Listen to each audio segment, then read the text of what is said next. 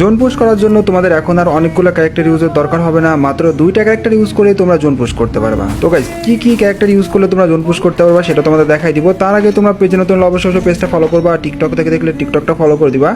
তো তোমরা চলো গাইস তোমাদের দেখাই দিই। তো ফার্স্ট যে ক্যারেক্টার সেটা হচ্ছে ম্যাক্সিম ক্যারেক্টার। এই ক্যারেক্টারের কাজ হয়তো তোমরা সবাই জানো, এটার কাজ হচ্ছে 25% এক্সট্রা, মানে ফার্স্ট তোমাদের মেডিকেট ইউজ করে দিবে। আর সেকেন্ড যে ক্যারেক্টার এটার নাম হচ্ছে অলিভিয়া গাইজ। এই ক্যারেক্টারের কাজটা অনেক বেশি ইউনিক। এটার কাজ হচ্ছে তোমরা যখন মেডিকেট ইউজ করবা তখন তোমাদের 30% এক্সট্রা মেডিকেট দিবে। মানে তোমার এই মানে মেডিকেট যদি ইউজ করো তখন তোমার যদি হিল দেয় 100 তাহলে তোমার আরও বেশি করে দিবে 30%, মানে তোমার দেখা গেলো 130 করে দিবে।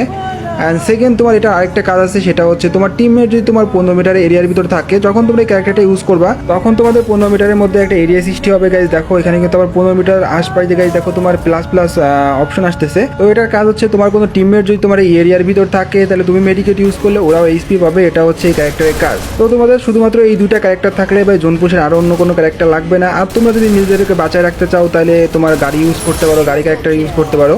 আর দ্বিতীয় তোমাদের যদি টোকেন লাগে তাহলে টোকেন ক্যারেক্টার ইউজ করতে পারো। এইগুলো তোমাদের পার্সোনাল ব্যাপার, বাট আমার শুধু জোন পুশের জন্য যেগুলো লাগবে সেগুলোর কথাই বলার দরকার, যার জন্য এগুলোই বললাম আর কি।